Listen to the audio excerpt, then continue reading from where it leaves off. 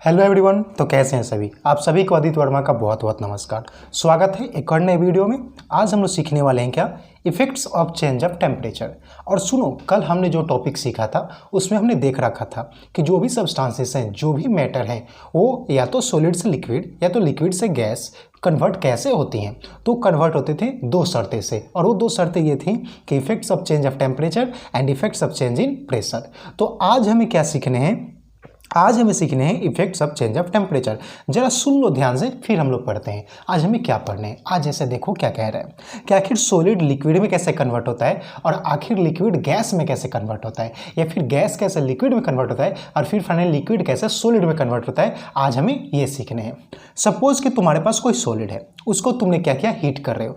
अब जब तुम हीट करेगो तो क्या होगा, सॉलिड तुम्हारा हीट एनर्जी को तो एब्जॉर्ब करेगा। अब जब हीट एनर्जी को एब्जॉर्ब कर रहा है ना, तो उसके जो पार्टिकल्स हैं वो ब्रेक डाउन हो रहे हैं, मतलब कि पार्टिकल्स मूव कर रहे हैं। तो ब्रेक डाउन कैसे हो रहे हैं, क्योंकि उसके अंदर के जो फोर्सेस हैं ना, कौन सी फोर्सेस, फोर्सेस ऑफ अट्रैक्शन, वो ब्रेक डाउन हो रहे हैं। अब जब forces of forces of attraction break down हो रहे हैं, तो अब क्या हो रहा है जानते हो, उसके बीच के पार्टिकल्स मूव करने लगेंगे तेजी से। और अब फाइनली एक ऐसा पॉइंट आ जाएगा जबकि मेल्टिंग पॉइंट आ जाएगा और सॉलिड मेल्ट करना स्टार्ट हो जाएगा। तो फाइनली तुम्हारा सॉलिड कैसे में कन्वर्ट हो जाएगा, लिक्विड में कन्वर्ट हो जाएगा।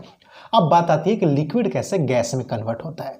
अब लिक्विड के पास भी एक ऐसा समय आएगा ना कि उसके जो पार्टिकल्स हैं ना, वो क्या करने लगेंगे, मूव करने लगेंगे तेजी से। इसका मतलब कि वो भी हीट एनर्जी को एब्जॉर्ब कर लेंगे। अब जब हीट एनर्जी को एब्जॉर्ब कर लेंगे तो उसके पार्टिकल्स तेजी से मूव करने लगे। अब उसके पास एक ऐसा पॉइंट आएगा, कौन सा पॉइंट आएगा, बॉइलिंग पॉइंट आएगा, जब तुम्हारा लिक्विड गैसियस स्टेट में कन्वर्ट होने लगेगा। तो इस तरीके से हम लोग ये सीखेंगे आज कि कैसे सॉलिड लिक्विड स्टेट में गया, फिर कैसे लिक्विड स्टेट गैसियस स्टेट में गया। अब तुम्हारे दिमाग में ख्याल आ रहा होगा, फिर गैसियस स्टेट से लिक्विड स्टेट, फिर लिक्विड स्टेट से सॉलिड स्टेट भी तो बन सकता है। तो बिल्कुल बन सकता है। अगर गैसियस स्टेट को तुम कूल करते हो तो लिक्विड स्टेट, फिर लिक्विड स्टेट को फर्दर तुम कूल करते हो तो सॉलिड स्टेट। तो वही सीखने हैं, जरा पढ़ो मैंने क्या लिख रखा है। When a solid is heated, जब कभी भी किसी सॉलिड को हीट किया जाता है, the kinetic energy of the particle increases. तो उस पार्टिकल के काइनेटिक एनर्जी इंक्रीज कर जाते हैं, उस पार्टिकल के काइनेटिक एनर्जी इंक्रीज कर जाते हैं। अब due to increase in kinetic energy, अब मेरे भाई जब काइनेटिक एनर्जी ही इंक्रीज कर गया है तो पार्टिकल्स तेजी से तो मूव करने लगेंगे ना। देखो क्या लिखा है, स्टार्ट्स वाइब्रेटिंग फास्टर। इसका मतलब कि तेजी से मूव करने लगते हैं, तेजी से मूव करने लगते हैं। The energy supplied by the heat overcomes the force of attraction between the particles। अब वो जो तुम हीट से एनर्जी सप्लाई कर रहे हो, अब जो तुम हीट से एनर्जी सप्लाई कर रहे हो, उसके बीच के फोर्सेस ऑफ अट्रैक्शन का ब्रेकडाउन तो कर रहा है ना। अब जब फोर्सेस ऑफ अट्रैक्शन का ब्रेकडाउन हो रहा है, इसके मतलब कि उसके पार्टिकल्स अब फ्री हो जाएंगे, उसके पार्टिकल्स फ्री हो जाएंगे, बोलो ना, और तेजी से मूव करने लगेंगे। देखो, the particles leave their position. अब जो पार्टिकल्स होते हैं अपने अपने जगह छोड़ देते हैं and starts moving more freely at a certain stage.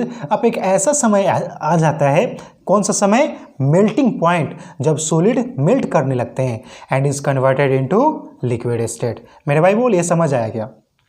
अब जरा सुनोगे आगे। एट अ सर्टेन टेम्परेचर, अब एक ऐसा टेम्परेचर होता है जब point is reached when the particles have enough energy to break free from the forces of attraction of each other. मतलब कि देखो, अब लिक्विड स्टेट में कन्वर्ट हो चुके हैं। अब लिक्विड स्टेट में जब कन्वर्ट हो गए तो अब इसका भी एक ऐसा समय आएगा ना जब liquid state finally gases state में कन्वर्ट होंगे, और इसका भी कुछ वैसा ही प्रोसेस है कि हीट एनर्जी को एब्जॉर्ब करेगा और इसके फोर्सेस ऑफ अट्रैक्शन का ब्रेकडाउन होगा, और तब पार्टिकल्स तेजी से मूव करने लगेंगे, और फाइनली तुम्हारे पास जो लिक्विड स्टेट है ना, ये कन्वर्ट हो जाएगा गैसियस स्टेट में। तो देखो, at this temperature that is boiling point, the liquid start changing into gas. समझ आई?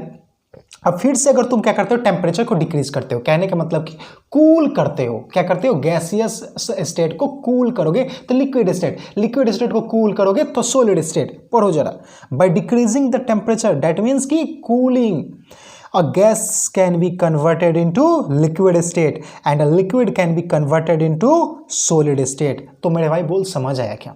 अब जैसे देखो, मैंने यही तो यहाँ पे लिख रखा है कि सॉलिड स्टेट को अगर तुम हीट करते हो तो लिक्विड स्टेट, फिर लिक्विड स्टेट को फर्दर तुम हीट करते हो तो गैसियस स्टेट, और गैसियस स्टेट को तुम कूल करते हो तो लिक्विड स्टेट, लिक्विड स्टेट को फर्दर कूल करते हो तो सॉलिड स्टेट। समझ आई? इसका मतलब कि हम लोग ये पूरे टॉपिक से क्या कंक्लूड कर सकते हैं, तो हम ये कंक्लूड कर सकते हैं क्या, कि जो भी स्टेट्स ऑफ मैटर है ना उसको कन्वर्ट किया जा सकता है एक फॉर्म से दूसरे फॉर्म में by changing the temperature so it can be concluded at the states of matter can be change into another, मतलब कि सॉलिड से लिक्विड, लिक्विड से गैस, या तो गैस से लिक्विड या लिक्विड से solid by changing the temperature.